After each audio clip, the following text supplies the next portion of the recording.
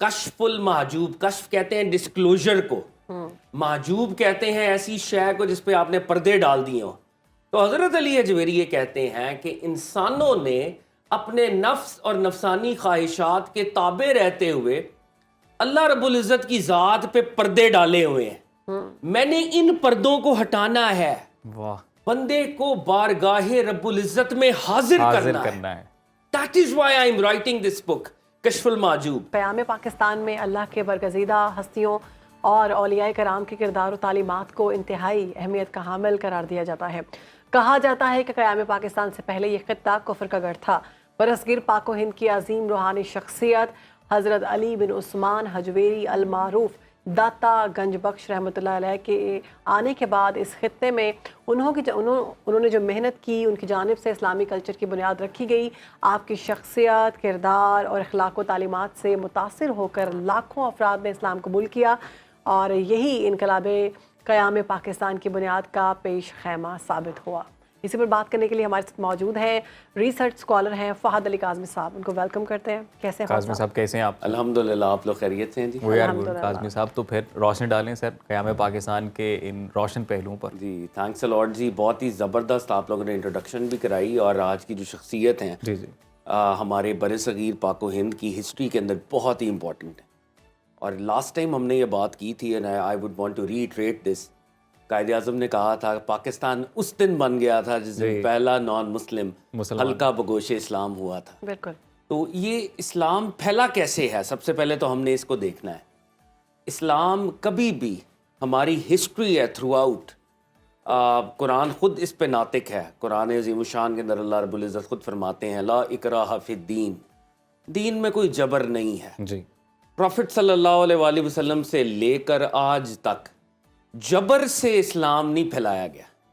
سرکار دو عالم صلی اللہ علیہ وآلہ وسلم نے بھی اپنے کردار کو، اپنی پرسنالٹی کو، ان کے شائننگ ٹریٹس کو سامنے رکھا، اپنا صادق ہونا، اپنا امین ہونا. تو اسلامک ہسٹری کے اندر جو سب سے امپورٹنٹ بات ہے، اس کو انڈرسٹینڈ کرنے کی ضرورت ہے کہ اسلام کو کردار کے ذریعے پھیلایا گیا ہے. بالکل. وارز ہم پر مسلط ہوئی ہیں، ہم نے by and large defensive wars لڑی ہیں.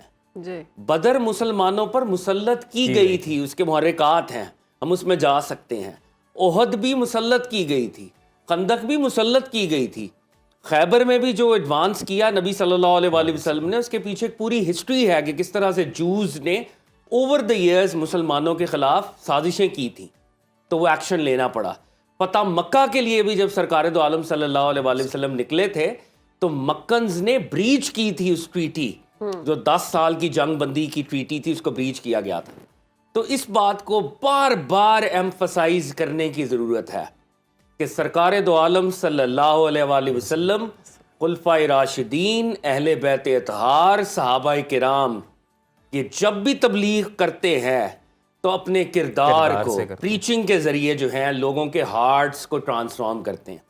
اور لانگ لاسٹنگ فات صاحب ہوتا بھی میرے خیال سے ہی ہے. ایبسلیوٹلی ڈیوریبل ہوتا بھی وہی ہے، بے شک، اس میں کوئی شک نہیں ہے. اب دیکھیں کہ ہم کہیں اور نہ نکل جائیں، مگر کوئک ریفرنس دیتا چلوں. ہم نے اسپین کے اوپر حکومت کی بہت سے سال، فار سینچریز ہم نے حکومت کی، لیکن وہاں پر اس درجے کی تبلیغ صوفیاء نے نہیں کی. وہاں پہ صوفی نسبتاً کم گئے. تو آج آپ کو اسپین میں یاد بھی نہیں آتا ہوگا کہ یہاں پہ کبھی مسلم گورنمنٹ تھی.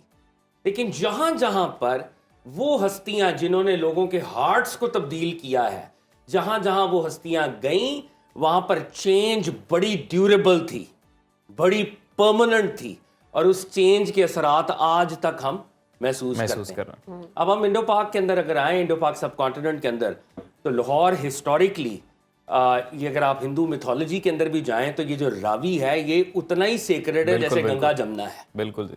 تو راوی کنارے یہ شہر تھا، اور اس کی بڑی ان کے ہاں بھی بڑی اہمیت تھی، اور وہ اس کو بڑا سیلیبریٹ کرتے تھے. یہاں پہ پوری ایک ہندو گورنمنٹ قائم تھی. راجا آنند پال، راجا جے پال، یہ سارے لوگ یہاں کے حکمران تھے جی. اور اس کانٹیکسٹ میں آپ ذرا پیچھے 1000 سال جائیں تو وہ ایک کانٹیکسٹ ہے. اور سلطان محمود غزنوی جو کہ غزنی کے حکمران تھے، اور وہ اپنی ایک انویژن ایکسپیڈیشنز کرتے تھے، تو وہ بھی لاہور سے ہو کر ہی گزرتے تھے. وہ جو مشہور ان کی ایکسپیڈیشن ہے کہ سومناتھ کا مندر 17 حملے انہوں نے کیے، تو وہ انویژنز تھرو لاہور ہوتی تھیں. مگر لاہور میں پرماننٹ مسلم گورنمنٹ اس طرح سے قائم نہیں ہوتی تھی. صحیح. الٹیمیٹلی انہوں نے کچھ کیا اس طرح کا معاملہ کہ کچھ مسلمانوں کو انہوں نے گورنرز کے طور پہ ڈپیوٹ کیا کہ وہ غزنی کی جو حکومت ہوگی پنجاب / لاہور اسی کا ایک پروونس ہوگا. صحیح. الٹیمیٹلی ایسا بندوبست کرنے کی کوشش کی, مگر کیونکہ چینج جو ہے وہ تو ہارٹ کی ٹرانسفارمیشن کا نام ہے نا, تو اس کے لیے کسی اللہ والے نے آنا تھا. اور میں نے آپ کے رمضان کی ایک دفعہ ہم نے پروگرام کے اندر اس کا اشارہ کیا تھا کہ لاہور کے اندر اس وقت 3 برادرز تھے, سید حسین زنجانی, سید یعقوب زنجانی اور سید موسیٰ زنجانی. وہ تبلیغ کر رہے تھے. ٹھیک. اور حضرت علی حجویری کے جو ٹیچر تھے شیخ ابو الفضل خطلی, علی حجویری واز ان سیریا, انہوں نے حکم دیا کہ آپ لاہور جا کے تبلیغ کریں. اور جب آپ لاہور آئے تو سید حسین زنجانی, جن کو میرا حسین زنجانی لاہور کا ایک علاقہ ہے, چا میرا ان کے نام کے اوپر ہے, تو انہوں نے ان کا جنازہ دیکھا اور جنازہ پڑھایا, اور ہی انڈرسٹوڈ دی حکمہ کہ مجھے لاہور کیوں بھیجا گیا. بالکل ایسے, کیونکہ اسپرچول لیڈرشپ جو ہے وہ لاہور کی تبدیل ہو رہی تھی. اب اس کانٹیکسٹ میں علی حجویری لاہور میں آئے ہیں اور اقبال نے سیلیبریٹ کیا ہے علی حجویری کو. علامہ صاحب فرماتے ہیں سید حجویر مخدوم امم, حجویر کے جو ماسٹر ہیں یہ امت کے مخدوم ہیں. سید حجویر مخدوم امم مرکد او پیر سنجر را حرم. آپ کی جو گریو ہے وہ پیر سنجر خواجہ معین الدین چشتی اجمیری کے لیے ایک پوائنٹ آف پلگرمیج تھی. اور آپ کی وجہ سے پنجاب کے اندر, پنجاب آج جو ہے وہ غالب اکثریت مسلمانوں کی ہے, علامہ کہتے ہیں یہ آپ کی وجہ تھی کہ اسلام کا دیا یہاں پہ جو ہے جلا ہے, جو روشنی ہے وہ پھیلی ہے. تو وہ پہلا نان مسلم جو مسلمان ہوا ہے وہ کس نے کیا ہے؟ شیخ علی بن عثمان اجمیری نے کیا ہے, خواجہ معین الدین چشتی اجمیری نے کیا ہے پاکستان میں. پاکستان, اور یہ پاکستان کی بنیادیں ہیں, اسپرچول ہسٹری کو ٹریس کر رہے ہیں. بابا فرید الدین مسعود گنج شکر نے کیا ہے, شیخ نظام الدین اولیاء نے کیا, یہ پوری ایک ٹریڈیشن ہے. اور میں آپ کے ویورز کے لیے ایک بات جو میں آغاز میں کہنا چاہوں گا, سب سے پہلے توحید کو آپ نے لانا ہوتا ہے. آپ کے عقائد کے ڈفرنسز, آپ کے فقہ کے ڈفرنسز, آپ کے تھیولوجیکل ڈفرنسز ہوں گے, ہوتے ہیں, اور یہ خوبصورتی ہے دین کی کہ ہمارے ہاں ملٹیپل انٹرپریٹیشنز ہیں.